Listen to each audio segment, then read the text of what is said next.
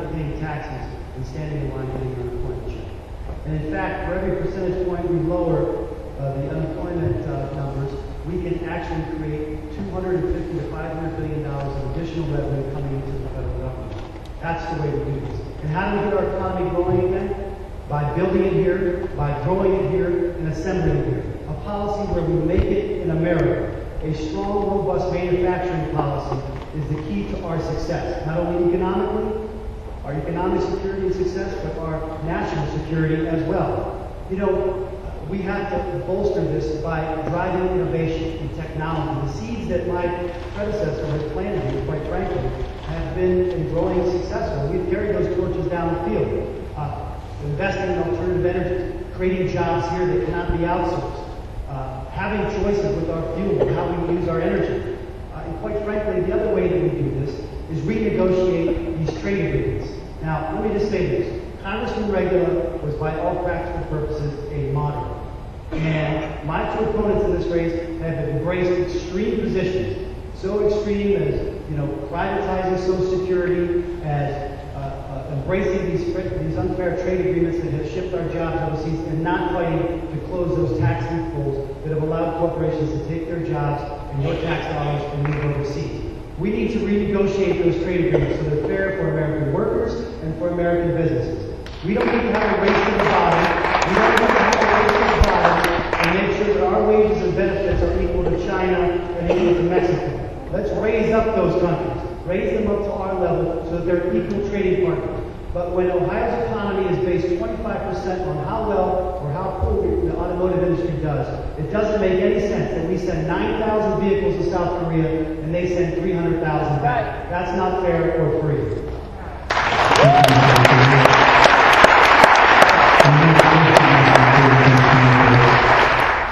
Speaking of Congressman Regula, he sat on the Appropriations Committee in Washington, which actually was a traffic cop for a lot of federal dollars. It's well known that Congressman Regula brought a lot of federal dollars into our area, hospitals, universities, infrastructure. One man's port is another man's stimulus. Some candidates are being asked by some of their constituents to sign a no-port pledge. First of all, what's your overall opinion of port? And secondly, would you sign such a pledge? Well, the federal directed investments into our districts need to be transparent and they need to be open. This Congress has gone over itself to make sure that it's transparent. All the projects that I've supported are on our website. It's very clear who would ask for this sort of help. But let me just be clear. I am not going to turn my voting card over to some faceless bureaucrat in Washington so they get to decide how Congress should be appropriating money. You elected me. I stand before the voters every 2 years. And Article 1, Section 1 of the Constitution says that Congress decides how the money is spent and how tax dollars are spent. Making those investments in our community. You know, putting people to work, building roads and bridges and wastewater treatment facilities. Investing in our schools. Those are things that are important. You know, I look at Route 62 here. I have one of my campaign workers who lost one of his wheels because Route 62 looked like a rat, quite frankly. And you can thank the investments that we made and the stimulus dollars that came back and the American reinvestment dollars that came back to make sure that that road is smooth now and you can travel. Or you look at Mahoning Road or Sherrick Road, the money that we've been able to bring back and help these communities and help investments. We put minority contractors to work. We put, you know, folks who are skilled laborers to work on those projects. So I don't shy away from any dollars that we're able to bring back and invest in our people. Our projects, our roads, our schools, our bridges, our people. Because at the end of the day, if we rely on some faceless bureaucrat in Washington to do that, do you think that Northeast Ohio is going to get its fair share? That's right. I don't think so. And that's what Congressman Regula would do. So these folks who have taken a non-earmarked pledge, my opponents have taken that non-earmarked pledge, I think they want to hand over their voting card to some faceless bureaucrat in Washington. I don't think that's the tools to handle how we appropriate and how we make investments in our community.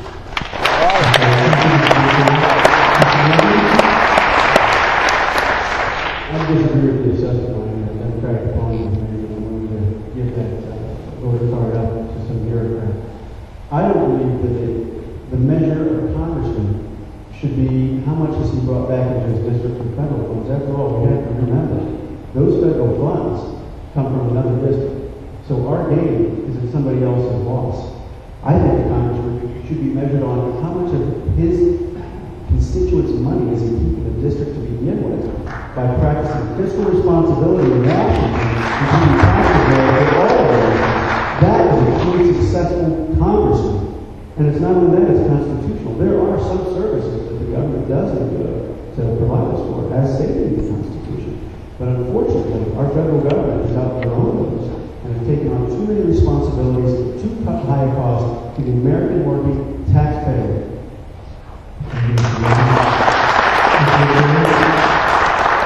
Well, that money is going to be spent. It's sent to our agencies, our executive agencies. They're going to spend it. And if someone's not fighting to bring those investments back to our community, they're going to go someplace else. So if you want someone to go to Washington and not fight for those investments, there's a choice in this election. But if you want someone who's going to go there and fight to bring every last tax dollar I can back to this community, make sure that we have targeted tax cuts for middle-class families, targeted tax cuts for our small businesses so that they can grow and expand. Those are the measures of how a congressman should be evaluated. Those are the measures by which we should make investments into our community, investing in roads and schools and bridges, and investing in our workforce. Those are going to make our country stronger in the long run. As an aside, China is investing $600 billion over the next 2 years to invest in infrastructure, building, modernizing their roads, their bridges, their schools. If we don't make these investments, how are they going to get done? How are they going to get done, my friends? So it's about investing in our communities, and I will not shy away from any of those investments.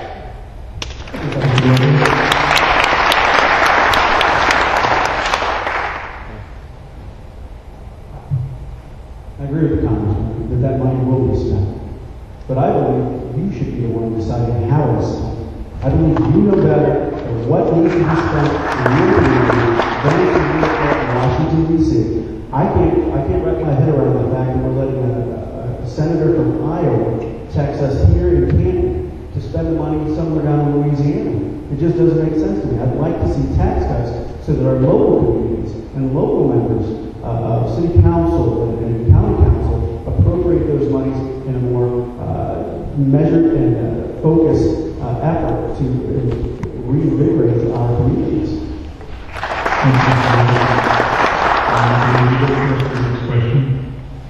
There's been a lot of discussions nationwide from a lot of candidates and political parties about shrinking the federal government. Most candidates I've heard talk about it being a bloated federal system and it's ineffective. In your opinion, what is the role of the federal government? And if you could make changes and cuts in the budget, where would they be?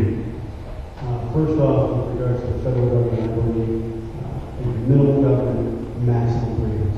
Put the Constitution laid out. That's the original contract with America, is the Constitution, by the way. We need to get back to it. With pertaining to where I cut, I think that we can look at every aspect of our federal government and really evaluate efficiencies or possible duplicitous agencies and organizations and start eliminating some of those. One of the areas in which I differ from my Republican opponent, who's not here tonight, is he would like to increase military spending and national defense spending. I believe in a very strong military, but I also disagree with wasteful spending. And I think Secretary Gates has some very good ideas on how to save money in our military, and I think we need to listen to him, and I think that's one area that we can cut. I think some of the other things are some of the social services that the federal government is taking something leading role in. I think that they could be farmed out back to the state government, or even better yet, privatized, where they would be more efficient than they currently are. Thank you, Mr. Well, I have suggested that we certainly could use across the board brings in some agency spending. I have actually signed letters and taken positions by which we need to make sure that folks are, and the people that we represent understand that the federal government needs to be living within the things like working folks have to as well. But let me just point out a couple of differences. When you hear my opponents say that we need to get the federal government out of the way. Those are code words for taking the folks off Wall Street, taking the referees off Wall Street, that were regulating our and protecting pensions of middle class workers.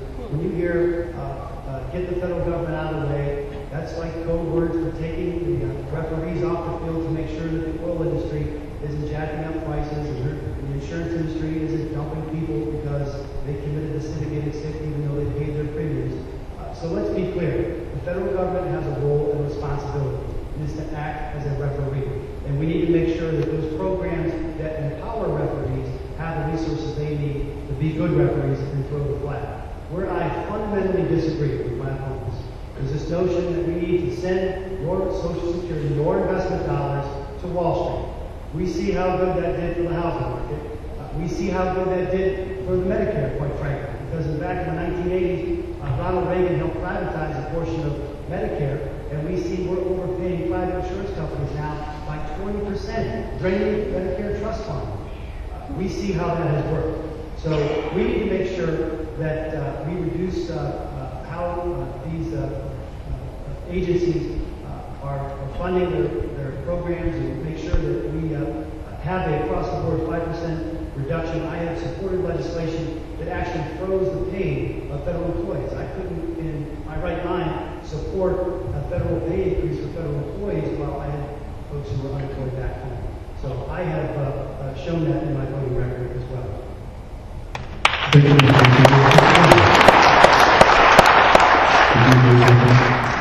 Okay. I believe Mr. Boceri's first question here. Following up on that, and you kind of touched on it when you talked about Social Security. The entitlement programs are one of the big political issues here, Social Security, Medicare, unemployment benefits. Do you think that sooner or later, this country is going to have to change the way we fund those entitlement programs or change eligibility requirements for those non-discretionary programs to save the programs? Well, I think they will change over time, Ron, but let me be clear about my position. I do not want to send it to Wall Street. I do not think that we need to raise the retirement age. Folks are working hard and long enough, and we're the most productive nation in the world. That's right. I do not want to cut one benefit that seniors have. This has all been a proposal of the congressional Republicans. They have introduced their budget to do just that, and set up a Medicare voucher program that would hand you a voucher, and maybe you get to see the doctor that you want. Now, let me be very clear about this. There is no question that Americans are living longer. And the Social Security system right now is solvent. We have $2.9 trillion in the trust fund. Social Security has not missed one payment, and we have made sure that that those monies are protected from future budget outlays. I want to be clear that I would oppose any of those efforts in Washington. Those are on clear display in the congressional Republican plan to privatize and to move and to cut the benefits of seniors. I reject